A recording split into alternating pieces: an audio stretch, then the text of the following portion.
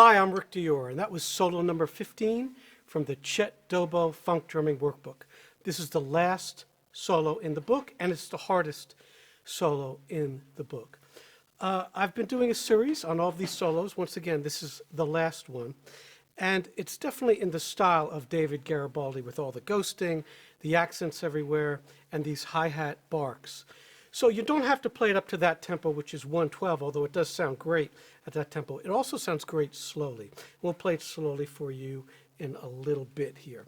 So let's talk about this solo. It starts with this little fill that has a 4-stroke rough into 4/16 notes. 1, 2, 3.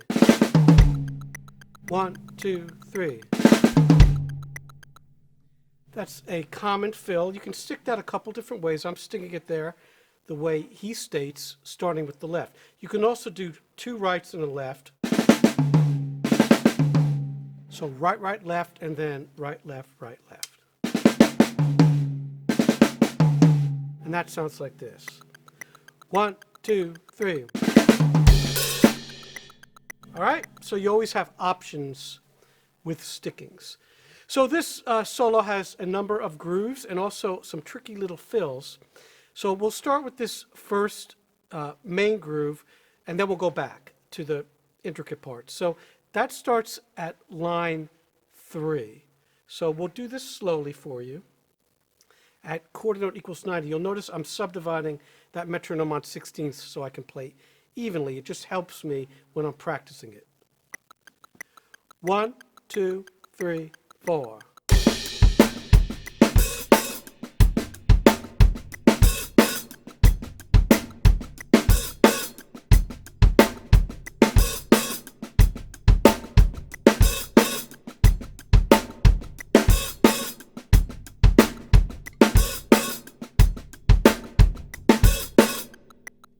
All right, so a couple things there. You notice the ghosting on my snare drum, playing these very quiet notes that aren't accented. And then the accents, I'm either hitting a rim shot or just hitting the snare pretty much dead center, which is the node, which is the driest part of the drum. Up to tempo, that sounds and looks like this. 1, 2, 3, 4.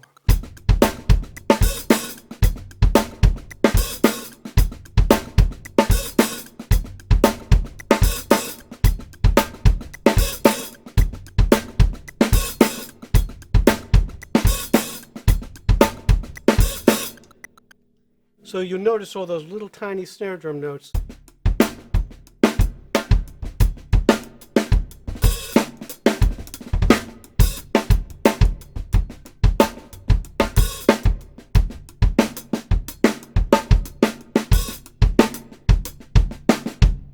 So that's a good example of these little ghost notes that fill in those 16ths, as stated there by the click track.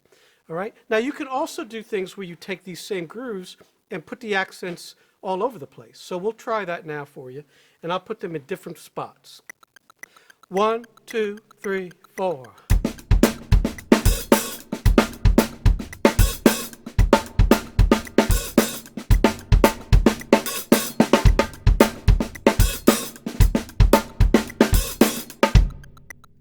So I definitely suggest doing that, taking these, once you learn them the way they're written, but then try to improvise with accents in different places.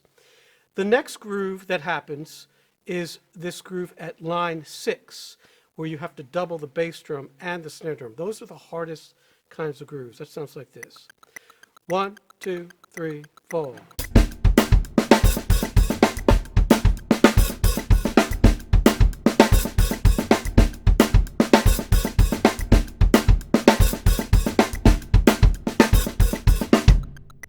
So you see I'm crossing over there as the sticking indicates, but also that first beat, that's very tricky to do without flamming. So you can practice your combinations. That's what I call them. They're double stops, basically, for the drums. So we're going to do this slowly for you so you can see it in action at a slower tempo. 1, 2, 3, 4.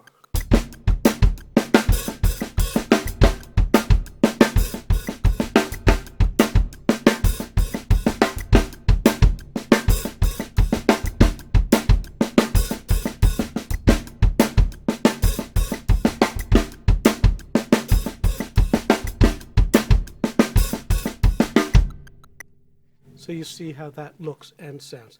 One thing I should also mention is that the hi-hat's never played really loud in this style. I've spoken about that in the different solos, but you don't want to do like a shaft on the hi-hat like this. That's more of a rock style. Here I'm using the tip.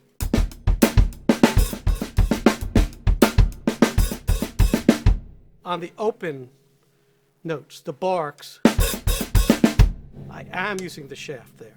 All right, so tip on the regular notes and then the shaft of the stick on those opens. So when you do that, you're crossing over like this. Instead of crossing here, you're just playing open-handed like that. So I'm going to play this slow for you once again so you can see that.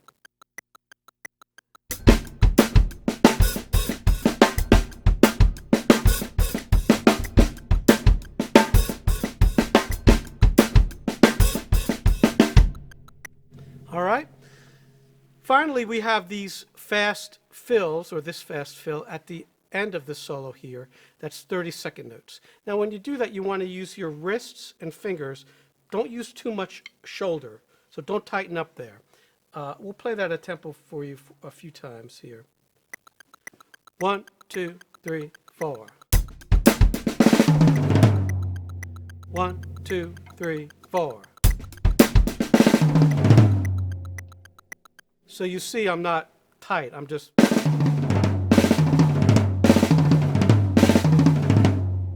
There is some shoulder movement this way, laterally, but you're playing with your wrists and fingers like that. You're not going, okay? Hopefully not. So you might hurt yourself. All right, so what we're going to do now is talk about this opening, which is the hardest part of the solo, especially line 2. We've got accents everywhere, and you've got to learn to negotiate those with your hand because they happen on the second beat. So we'll play this for you at tempo first. 1, 2, 3.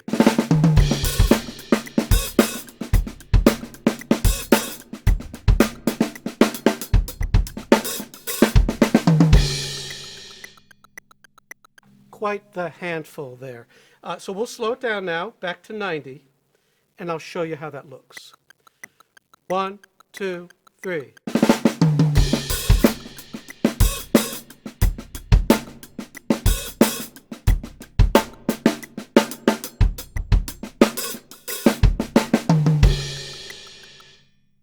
So lots of tricky ghosting. Try to make sure those accents come out, especially that second line.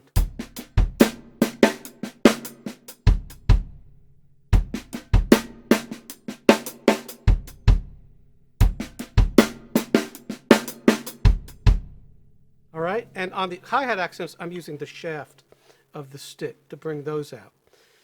So to do those ghostings on the second beat like that, you've got to drop the stick, and then you do a clench with your fingers. And that works both with traditional and matched. And you see my wrist moving there, just like here.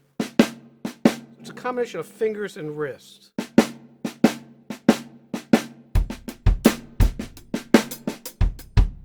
All right, that's how it looks with match grip.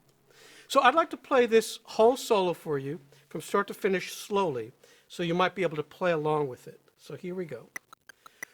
1, 2, 3.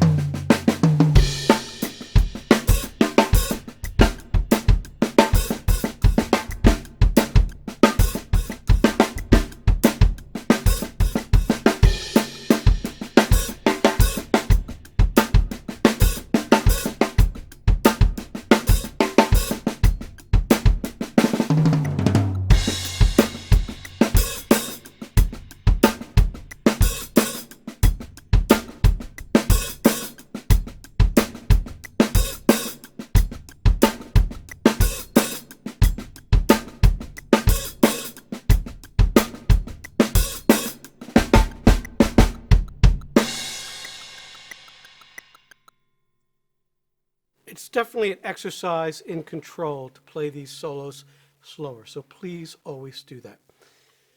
So I hope you enjoyed this series. I really did. I love this book. When I was a kid, like I said in the first video, this was the first real difficult kind of book that I played out of. I had done books like Realistic Rock, and even the Chapin book, I started working on that for jazz, but this was a whole new thing. And right when it came out, I got it and started working on it, and I just couldn't stop playing with it. And I learned all the solos back then, but I'm sure they were terrible. And as I got older, I got more technically proficient and was able to execute them a lot better. So this is definitely a long-term project. Don't be frustrated if it takes you a long time to learn these things. It's well worth it, all the techniques in here. So a special thank you to Mr. Doboe for writing the book. Now, once again, this book is, at this time, out of print. Hopefully it'll come back into print, but there are download sources online. I am planning on putting all these solos, 1 through 15, into one video back to back, so you'll have them all. But in the meantime, like I said, I hope you enjoyed this, and we'll see you soon with the next series.